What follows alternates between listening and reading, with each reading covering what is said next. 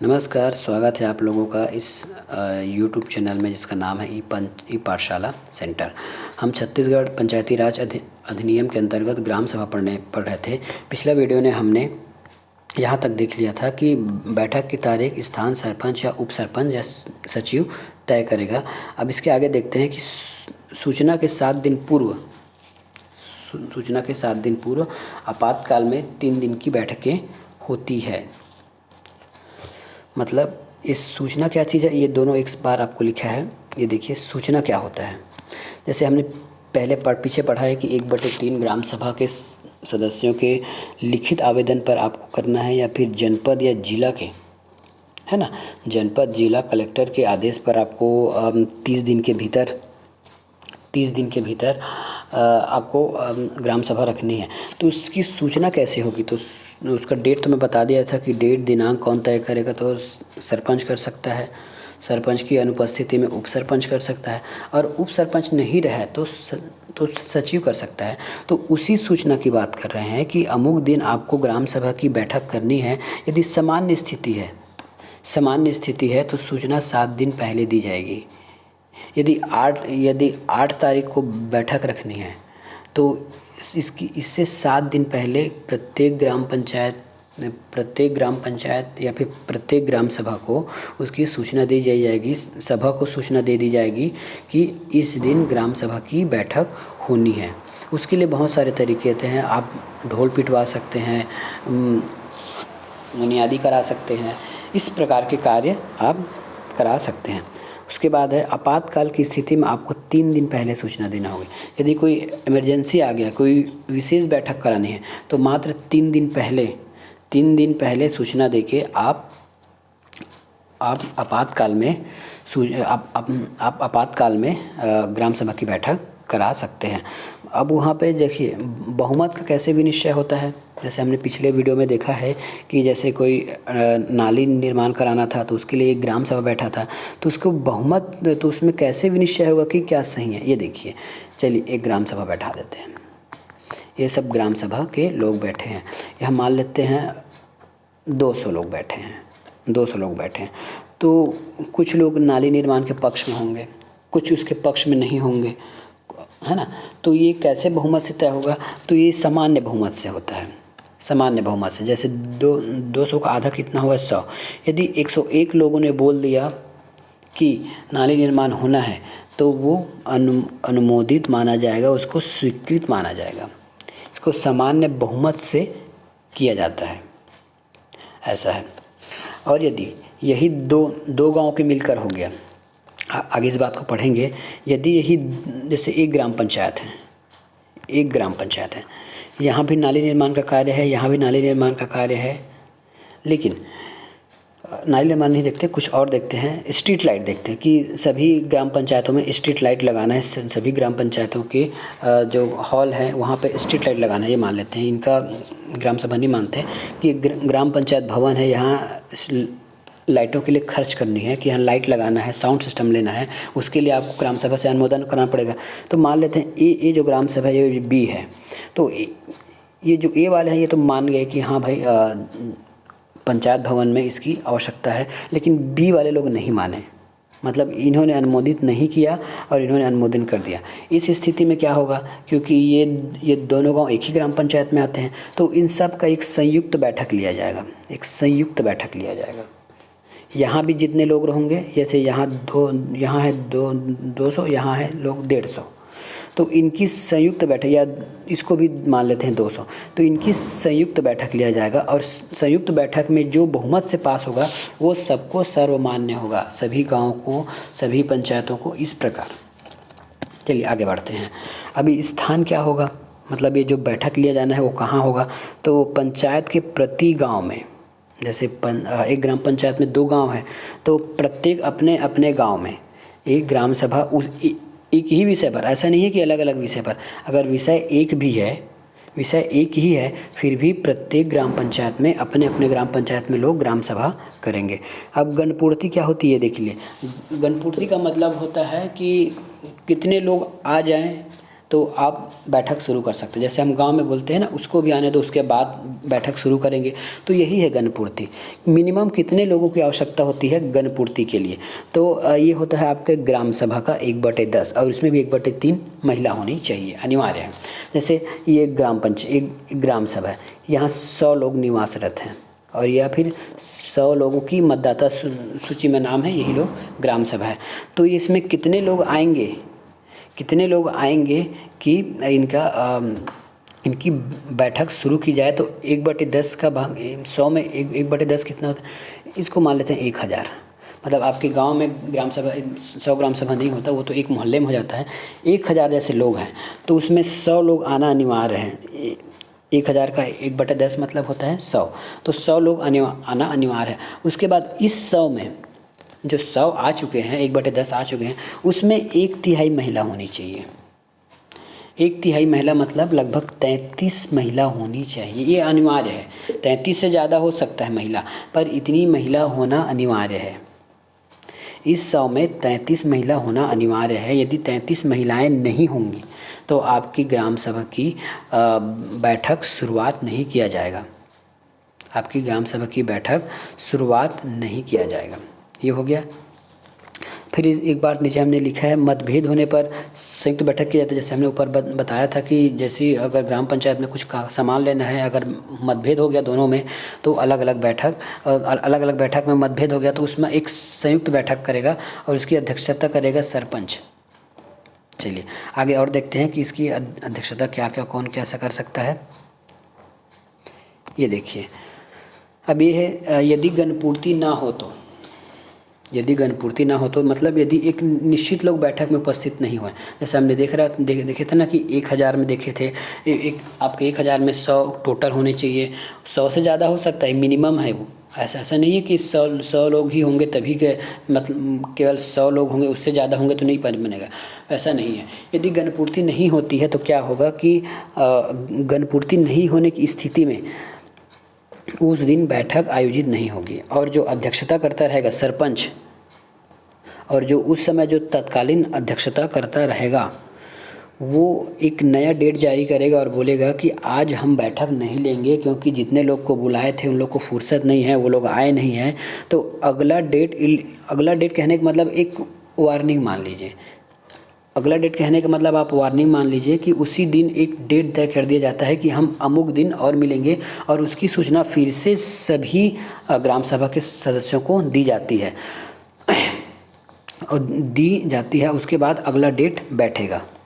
अब अगला डेट में क्या होगा, अगर उसमें भी गणपूर्ति नहीं हुई तो मतलब उसमें भी 100 लोग उसमें भी अगर 100 लोग और उसमें 33 महिलाएं नहीं आई तो क्या होगा, तो उस दिन काम नहीं रुकेगा। सबके लिए हम रोज़ काम नहीं रोक सकते। उसमें उसके बाद जितने लोग आए रहेंगे, 1 2 3 जितने भी लोग रहेंगे, 1 2 3 जितने भी लोग रहेंगे उतने में ही ग्राम सभा आयोजित की जाएगी।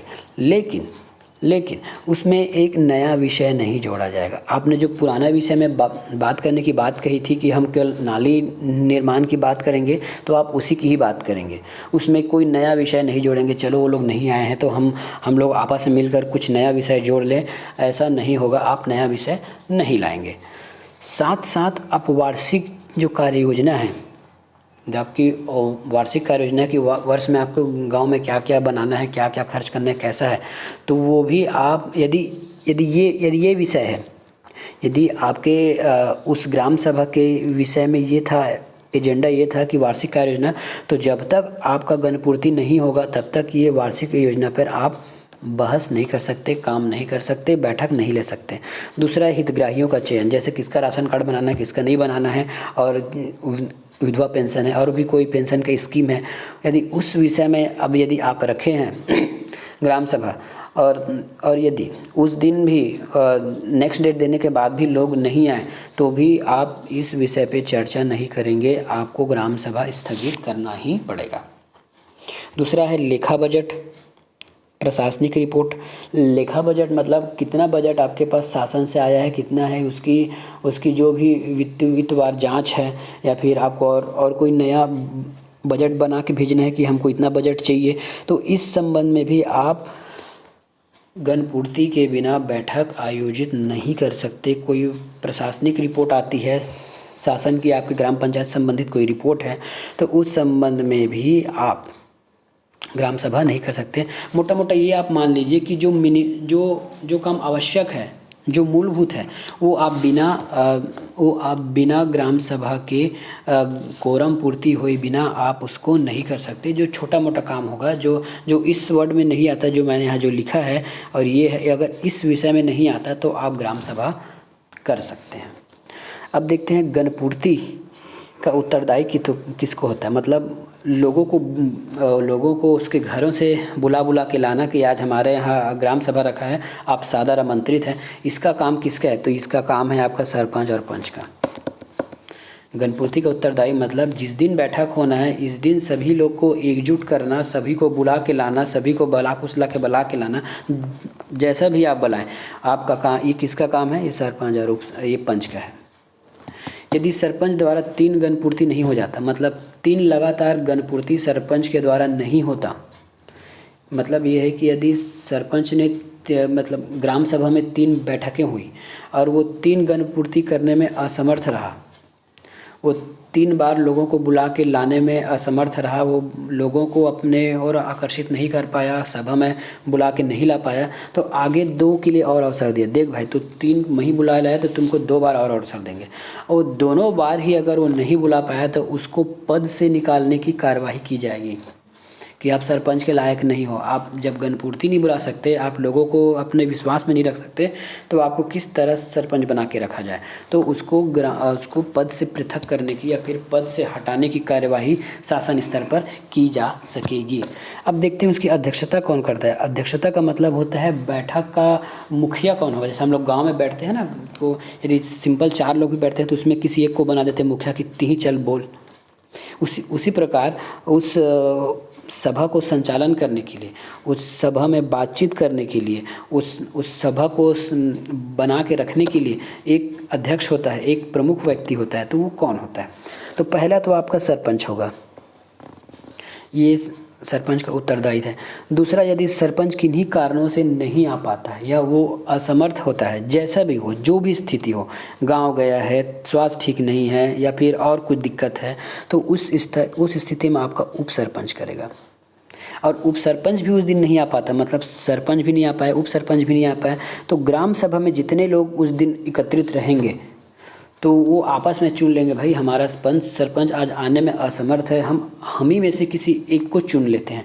तो सर्वसम्मति से किसी एक व्यक्ति का नाम पारित कर उसको चुना जाएगा। और इन सब की एक कार्यवाही रजिस्टर होती है, उसमें सब कुछ लिखा जाता है कि आज के बैठक का क्या विषय था, कौन अध्यक्षता किया, कितने लोग आए, कितने लोगों ने पक्ष में वोट किए और कितने लोग इसके विपक्ष में वोट किए। ये है ग्राम सभा का सम्मेलन। आगे देखते हैं।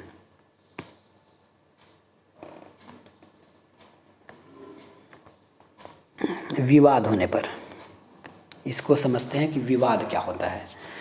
जैसे ग्राम सभा में विवाद हो गया, अब कैसा विवाद हो गया कि सभा में उपस्थित विवाद होने पर अध्यक्षता मतदाता सूची का उपयोग करेगा।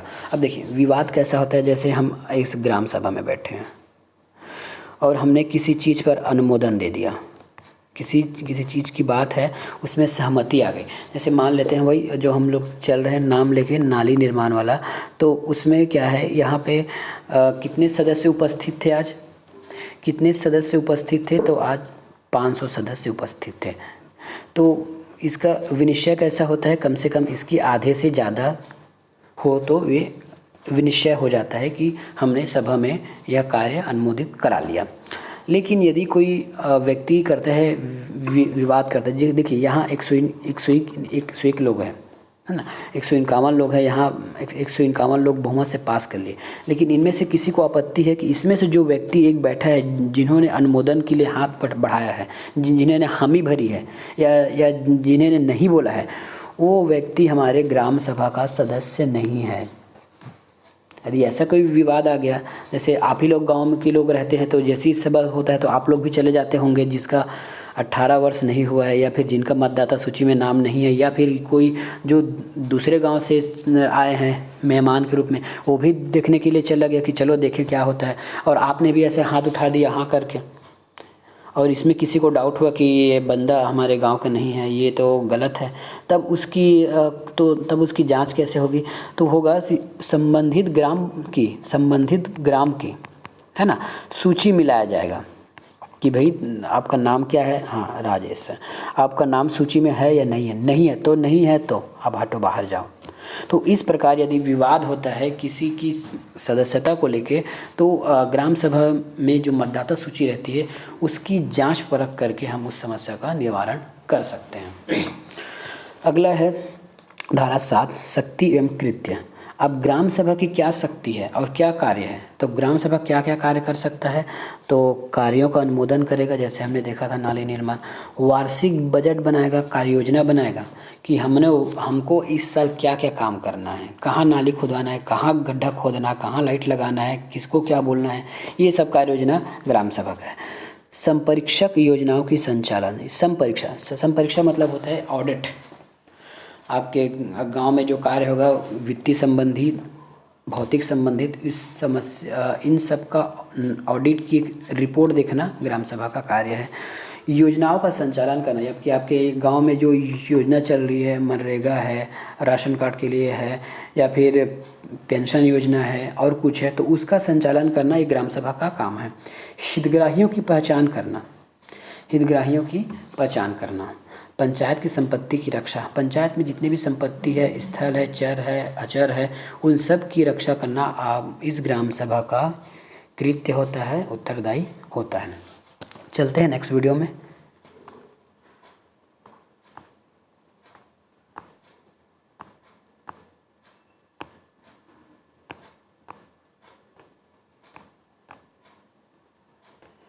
ये हमने आज यहाँ तक देख लिया था, इसके आगे है,